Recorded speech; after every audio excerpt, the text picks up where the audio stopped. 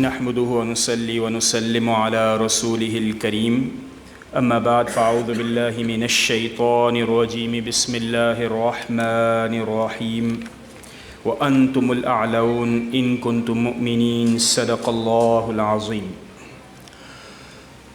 سامعین کرام، معزز اساتذہ اور ڈگنیٹریز، السلام علیکم ورحمۃ اللہ وبرکاتہ۔ سب سے پہلے تو بہت شکریہ کہ اس خوبصورت اور نہایت منظم مجلس کے انعقاد پر اور انتہائی مفید اور بہت ہی زیادہ اہم موضوع پر اس مجلس کے انعقاد جس کی ضرورت اس وقت محسوس بھی ہو رہی تھی، اور نوجوانوں کے ساتھ اس حوالے سے انٹریکشن ہم سب پر ڈیو ہے، اور اسی گیپ کو فل کرنے کے لیے آئی ہوپ کہ آج کی یہ گفتگو ہیلپ کرے گی۔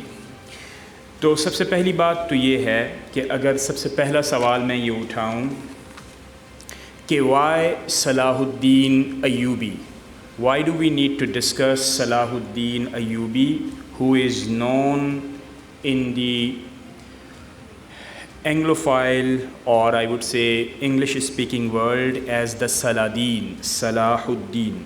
So why do we need to discuss him at this juncture?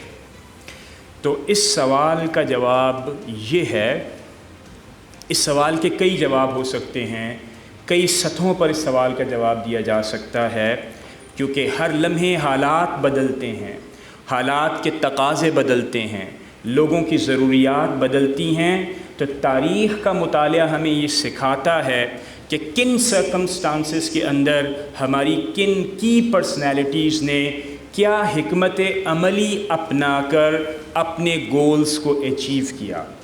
اور اگر ہم حضرت صلاح الدین ایوبی کے حوالے سے گفتگو کریں تو ان حالات میں جب مسلم امپائر، جب مسلم امہ ڈس انٹیگریشن کا شکار بھی تھی اور خارج سے ان پر حملہ آور کروسیڈرز بھی تھے، تو ان تمام حالات کا عمومی جائزہ لے کر حضرت صلاح الدین ایوبی نے کیا حکمت عملی اپنائی، کس انداز میں انہوں نے حالات کا جائزہ لے کر اپنے آپ کو سچویٹ کر کے ان مسائل کو دیکھ کر ان پر اوور کم کرنے کی کوشش کی۔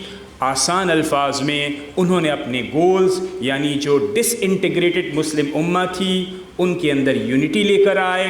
جو چیز ان سے لاس ہو چکی تھی تقریباً کوئی 88 سال پہلے، تو 1187 کے اندر آپ نے بیت المقدس واپس اس کے حقداروں کی طرف لوٹا دیا۔ تو آج کی گفتگو کا مقصد کیا ہے کہ ان تاریخی شخصیات کا کس انداز میں مطالعہ کیا جائے، کیا سمجھا جائے۔ ہسٹوریکل فیکٹس کو صرف اور صرف کمیموریشن اور سیلیبریشن سے آگے بڑھ کر، یعنی یہ نہیں کہ سیلیبریٹ نہیں کرنا چاہیے، سیلیبریٹ کریں گے، انڈرسٹینڈ کریں گے، اور اس سے انسائٹ آپ جب ڈرا کرتے ہیں، انسپریشن جب آپ لیتے ہیں، تو پھر آپ نیو سرکمسٹانسز میں بھی ان چیزوں کو ریپیٹ کرنے کی آپ کے اندر صلاحیت بڑھ جاتی ہے۔ تو یہ تھوڑا سا اسپیکولیٹو تھا، لیکن یہی بنیادی مقصد ہے آج کی گفتگو کا۔ اس کو اگر آپ مزید بڑے ہورائزن پر دیکھنا چاہیں تو آئی وڈ سے کہ اسلامک سویلائزیشن کا ریوائول کیسے ممکن ہے، یہ آج کا مسلم ورلڈ کا سب سے بڑا سوال ہے۔ اسلامک سویلائزیشن کا ریوائول حضرت صلاح الدین ایوبی رحمۃ اللہ تعالیٰ علیہ کی زندگی کا مطالعہ کر کر ہم کیسے حاصل کر سکتے ہیں، اس سے کیا لیسنز ڈرا کر سکتے ہیں، اس کو ہم نے آج اپنی اس گفتگو کا موضوع بنایا ہے۔ اچھا جی، اب ہم آگے چلتے ہیں اور وہ یہ بتاتے ہیں کہ مسئلہ اسلامک ورلڈ کا کیا ہے۔ تو مجھے یہ محسوس ہوتا ہے بہت ہی براڈر کانٹیکسٹ کے اندر کہ مسلم ورلڈ کا سب سے بڑا مسئلہ ہے idealism versus practical realities, idealism versus practical pragmatic realities.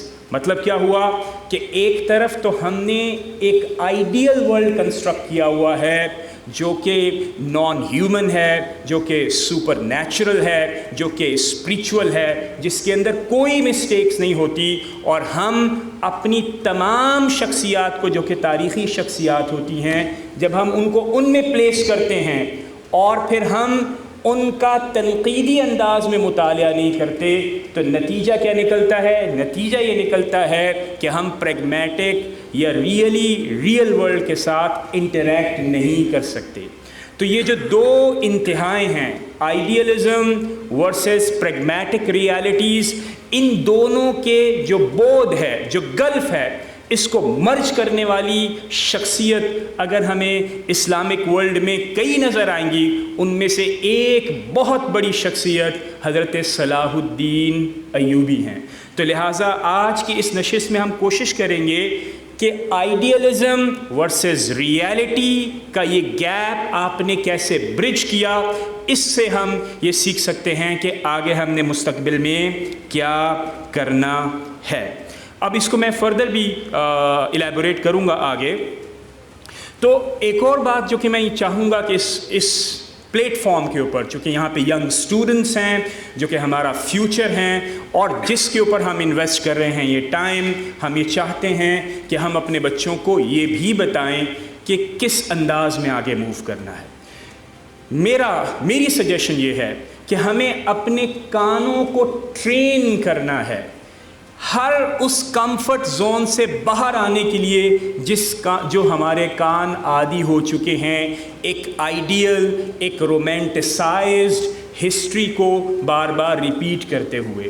اور ہمیں ٹرین کرنا ہے اپنے دماغ کو اور اپنے لیٹس سے کہ کانوں کو, تاکہ ہم کچھ نئی چیزیں وضع کر سکیں, نئی حکمت عملی نیو سرکمسٹانسز کے اندر کس طرح ڈیولپ کرنا ہے.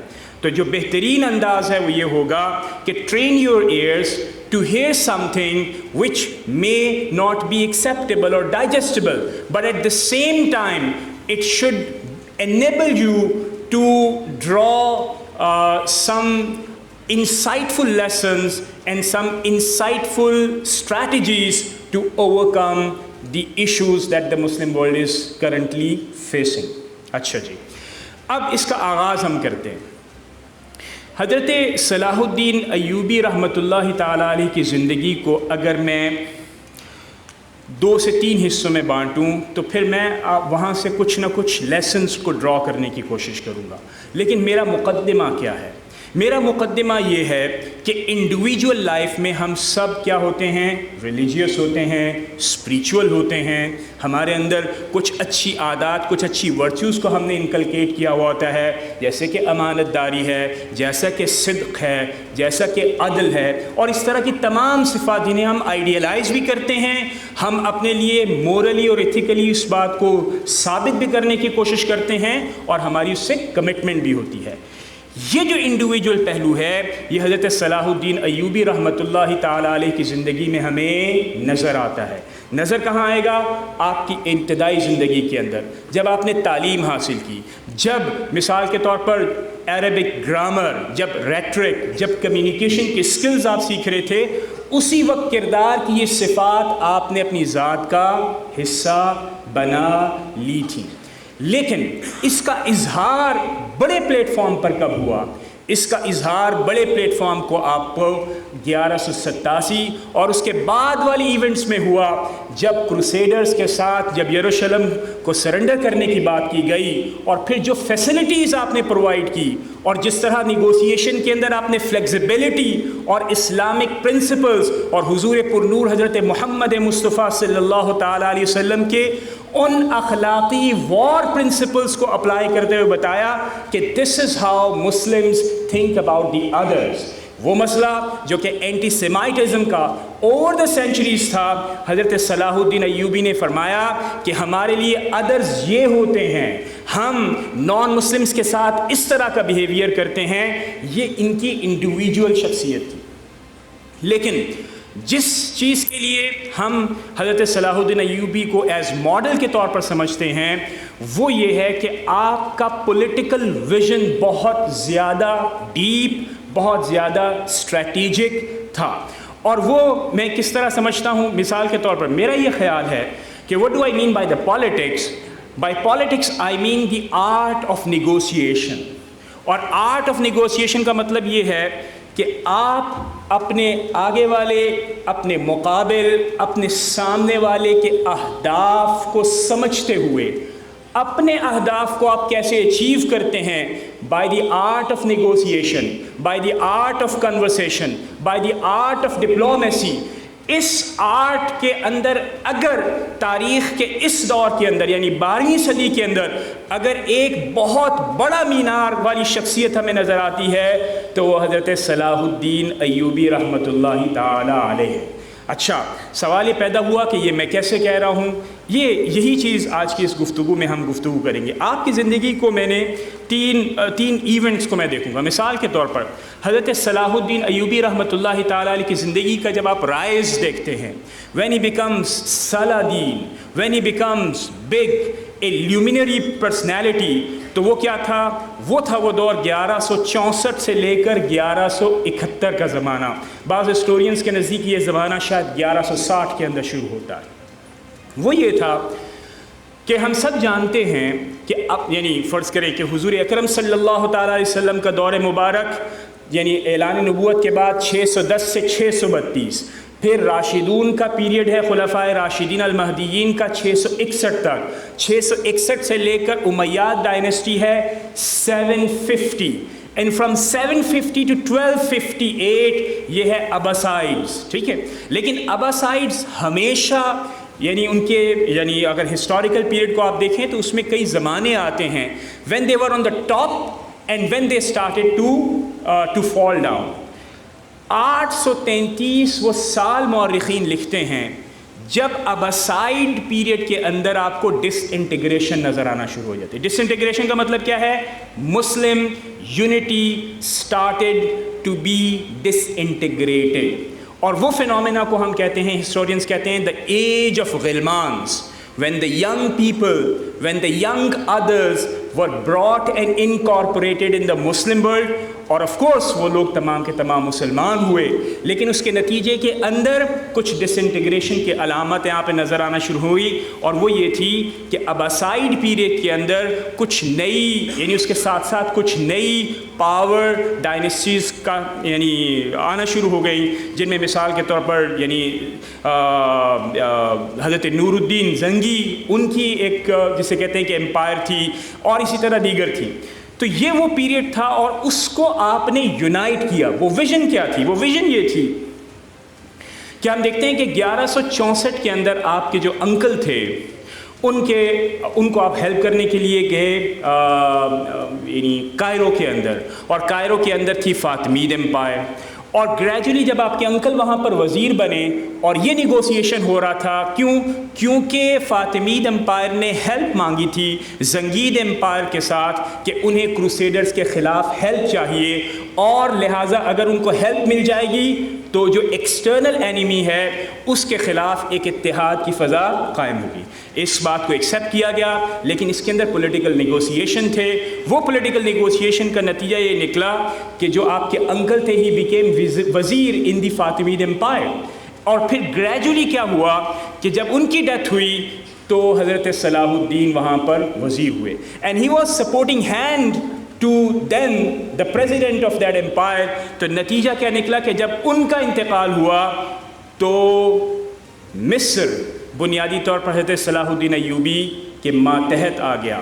اور پھر ان کا پہلا ویژنری جو سٹیپ نظر آتا ہے وہ یہ نظر آتا ہے کہ رادر دین یہ کہ آپ اس کو بالکل انڈیپینڈنٹ اپنے اس کے اوپر رکھیں، he subjugated to make it the part of the Abbasid global Muslim world. یہ پہلا ایک کی نوٹ اینڈ آپ کو نظر آئے گا. سیکنڈ، جیسے ہی یہ ہوا تو زنگید امپائر کے ساتھ آپ کے کچھ ٹینشنز ڈیولپ ہونا شروع ہوئی، لیکن گریجولی ایونٹس اس طرح انفولڈ ہوئے کہ پھر حضرت نور الدین زنگی کا وصال ہوتا ہے، اور پھر جو سیریا ہے وہ بھی مسلمانوں حضرت صلاح الدین ایوبی کے ماتحت آتا ہے. ایک اور ویژنری سٹیپ یہ تھا کہ ایجپٹ اور سیریا دونوں کو آپ نے یونائٹ کیا، لیکن آف کورس اس وقت جس طرح کی سوسائٹیز تھیں, جس طرح کی اسٹیٹس تھیں, تو کچھ نہ کچھ آپ کو چیزیں نظر آ رہی تھیں, اور گریجولی آپ نے اسٹیبلٹی لے کر آئے سیریا کے اندر, اور یہ تقریباً اس کے اندر 8 سال گزرے, اور 1182 کے اندر the entire Syria was under Salahuddin because of his visionary, because of his political tactics, because of his art of his strategies. اور اس سے پہلے اگر آپ دیکھیں گے تو یہی کام ہمیں نظر آتا ہے مصر کے اندر. تو یہ جو 2 بڑے ہبس تھے, ان دونوں کو اباسائڈس کا حصہ بنا دینا اور ایک پکچر پورٹرے کرنا کہ اب مصر, سیریا, حجاز, عراق, یمن, the entire مسلم ورلڈ, جس کو کم و بیش 200 سال اب ہونے والے تھے کہ جب وہ ڈس انٹیگریشن کا شکار تھا, حضرت صلاح الدین ایوبی نے ایک امہ کی ریپریزنٹیشن کے لیے اسے یونائٹ کیا, اور یونائٹ کرنے کے بعد اب وہ اس گلوبل پوزیشن میں تھے, اس پاورفل پوزیشن میں تھے کہ اب وہ نیگوشیٹ کرے اگر کروسیڈرز کے ساتھ, اب اگر وہ ان کے ساتھ معاملہ کرے تو وہ نمائندگی ہوگی اسلامک امہ کی. And how was that possible? He became big before 1187. اور وہ کیا تھا؟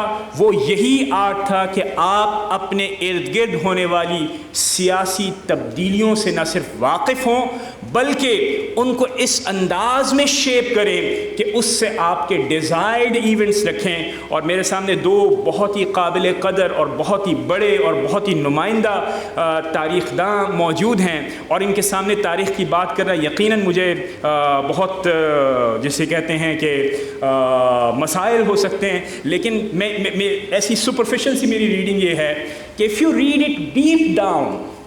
you read it deep down, you can easily pick up the insights of حضرت صلاح الدین ایوبی, because آپ یہ دیکھیے کہ 1164 سے لے کر 1182 تک اور اس ڈس انٹیگریٹڈ مسلم ورلڈ کو یونائٹ کرنا, it was really a great achievement, and that becomes possible because of his visionary political ideas. اور پھر آئیے 1187 کے اندر جب یروشلم, جو کم و بیش کوئی 88 سال پہلے کروسیڈرز کے پاس آ چکا تھا, اب یہ وہ لمحہ آتا ہے جب حضرت صلاح الدین ایوبی رحمۃ اللہ تعالیٰ نے اس کو بھی سرنڈر کرنے پر مجبور کیا.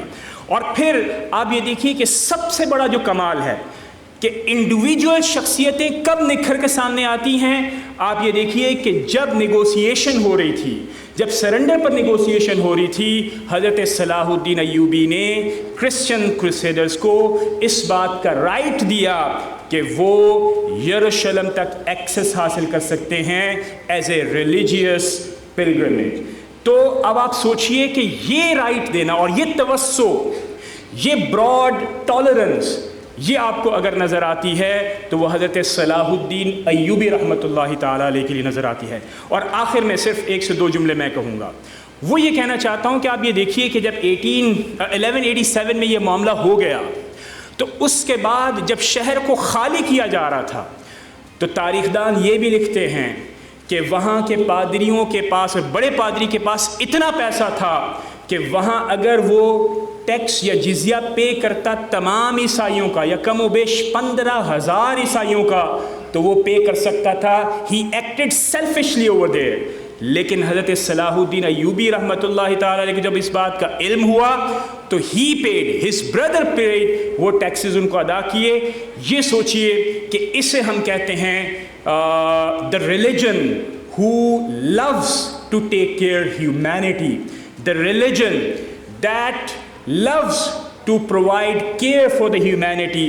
اور اس کی نمائندگہ فگر آف کورس پرافٹ محمد صلی اللہ تعالیٰ علیہ وسلم ہیں, آف کورس اس کی دیگر ڈگنیٹریز ہیں, بٹ صلاح الدین Ayubi right in the 12th century he turned out and manifested the message and the spirit of Islamic actions, جس میں انہوں نے بتایا کہ even if we have conquered Jerusalem, it doesn't prevent the Christians to pay tribute to their places جہاں پر ان کو یہ لگتا ہے کہ ان کے ریلیجیس چیزیں ہیں, اور ساتھ ساتھ ہیلپ کرنا ان سٹیزنز کو جو کہ ہیں کرسچن لیکن ان کے پادریوں نے بھی اگر چھوڑ دیا تو آپ دیکھیے کہ حضرت صلاح الدین ایوبی رحمۃ اللہ تعالیٰ علیہ نے، آپ کے برادر نے اور دیگر جو لوگ تھے انہوں نے سپورٹ کیا، جس سے یہ پتہ چلتا ہے کہ اسلام کا پیغام کیا ہے۔ تو باٹم لائن میں کیا کہنا چاہتا ہوں؟ باٹم لائن میں صرف اور صرف یہی کہنا چاہتا ہوں، the greatest contribution I would say of Salahuddin Ayyubi is to turn the disintegrated Muslim world into unity. And that was not possible because without his political power of negotiation, without his art of diplomacy. If you take this out, he would simply turn out to be a warrior, and a successful warrior needs a beautiful mind, اور لہٰذا آپ کے analysis یہاں per week ہو جائے گا۔ لہٰذا جب تک آپ یہ پری سپوز نہیں کرتے کہ he was a virtuous Muslim man first, who made sure that the Muslim world gets united first, اور پھر اس کے بعد if he conquers the Jerusalem, that would make sense to the entire world. And for this reason, Salahuddin Ayyubi is not just a hero in the East, in the Islamic world, but he is also equally celebrated as the greatest warrior as well as a greater political man ever been seen by the humanity in the West. تو آپ سوچئے کہ کتنے بڑے calibre کی شخصیت ہوں گی اور کتنے ان کے احسانات ہیں۔